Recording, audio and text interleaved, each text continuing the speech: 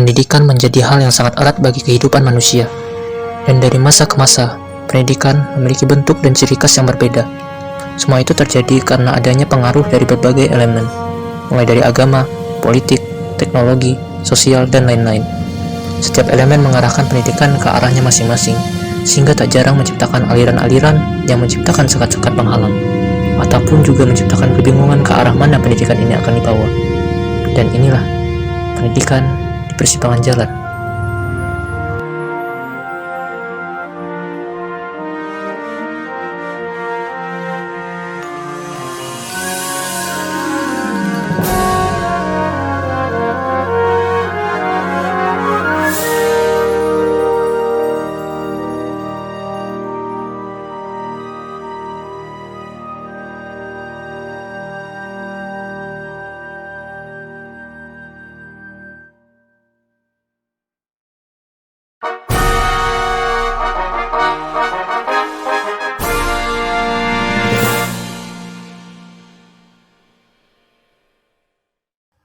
Pendidikan di persimpangan jalan adalah sebuah istilah untuk menggambarkan keadaan pendidikan yang sedang mengalami kebingungan tentang alur pendidikan. Terciptanya banyak jalur disertai ketidakseimbangan yang memunculkan permasalahan dalam pendidikan. Pendidikan sendiri adalah sebuah proses mendapatkan ilmu, pengetahuan, dan pengetahuan inilah yang dipengaruhi oleh beberapa hal tadi, lalu menciptakan perbedaan persepsi pengetahuan.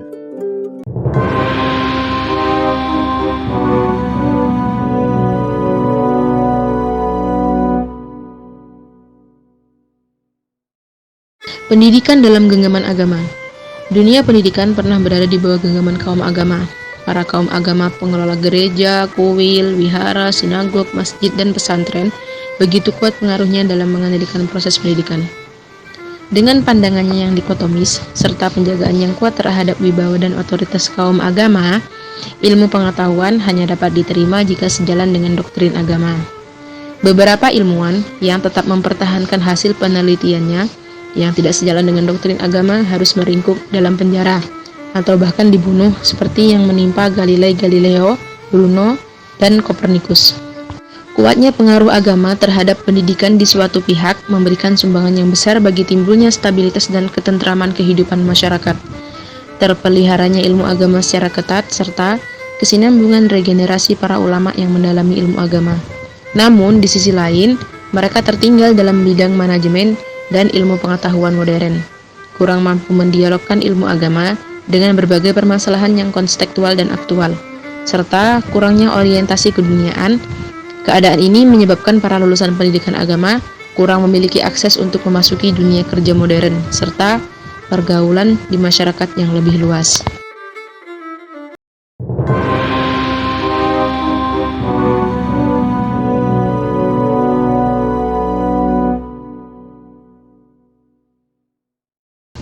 Berbagai kebijakan politik pemerintah begitu kuat pengaruhnya terhadap pendidikan. Di zaman Orde Baru misalnya, pendidikan diwarnai oleh politik yang bersifat sentralistik, dengan titik tekan pada pembangunan ekonomi yang ditopang oleh stabilitas politik dan keamanan yang didukung oleh kekuatan birokrasi pemerintah, angkatan bersenjata, dan konglomerat. Keadaan ini pada akhirnya telah mengekang kebebasan masyarakat untuk berkreasi, berinovasi, berinisiatif, berimajinasi, dan seterusnya. Sementara itu, pemerintah daerah tidak diberikan peluang mengelola pendidikan. Keadaan ini menyebabkan tersumbatnya iklim demokrasi, kesenjangan ekonomi, dan berbagai ketidakpuasan masyarakat lainnya. Dunia pendidikan kehilangan kebebasannya. Berbagai komponen pendidikan dari kurikulum, buku ajar, evaluasi, gelar akademik, manajemen, baju seragam, bahkan hingga tali sepatu harus ditentukan dari pusat.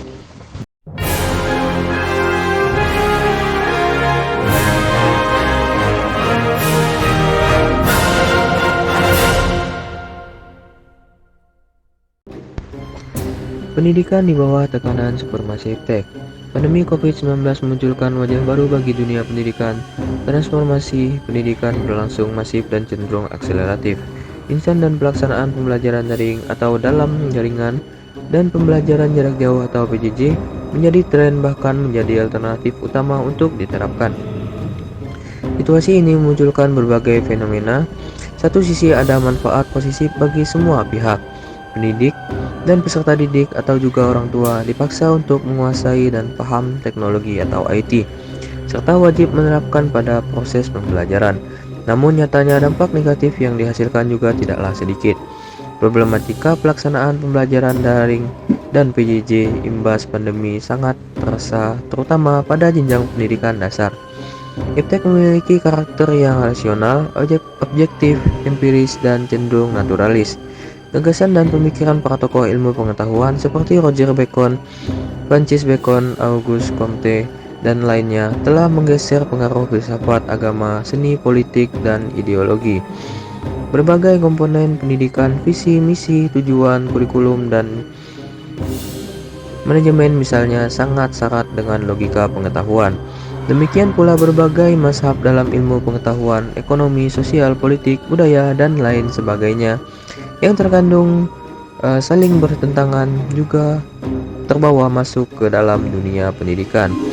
Berbagai mazhab ilmu pengetahuan dan teknologi juga ikut memecah belah atau menimbulkan faksi-faksi dalam pendidikan.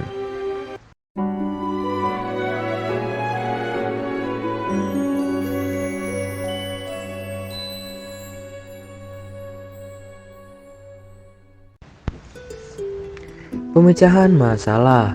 Dalam situasi pendidikan yang tengah berada di persimpangan jalan itu, maka paling kurang perlu dua hal. Yang pertama, pendidikan seharusnya tidak didominasi oleh salah satu kekuatan dari kekuatan-kekuatan tersebut di atas. Pendidikan perlu mempertimbangkan seluruh kepentingan secara seimbang. Kepentingan filsafat, agama, politik, ilmu pengetahuan, teknologi, perdagangan, bisnis, dan sebagainya harus diberi porsi secara wajar dan seimbang, mengingat semua hal tersebut dibutuhkan oleh manusia. Pendidikan yang hanya memperhatikan salah satu kepentingan saja adalah pendidikan yang akan menghasilkan manusia yang tidak utuh atau manusia yang terkotak-kotak. Manusia yang demikian adalah manusia yang rapuh dan tidak memiliki daya tahan dalam menghadapi berbagai problema kehidupan. Kedua, perlu ada semacam badan pemeriksa dan pengawas pendidikan yang tugasnya antara lain melakukan pengawasan dan mereview terhadap seluruh kebijakan dalam bidang pendidikan secara utuh dan komprehensif, sehingga pendidikan tidak terjebak pada salah satu tarikan yang merugikan. Melalui badan pemeriksa dan pengawas ini, maka pendidikan akan diarahkan pada terbentuknya manusia Indonesia seutuhnya, yaitu pendidikan yang bukan hanya ada dalam rumusan konsep, tetapi juga dalam praktek. Dengan cara itu, pendidikan tidak akan tersesat di persimpangan jalan.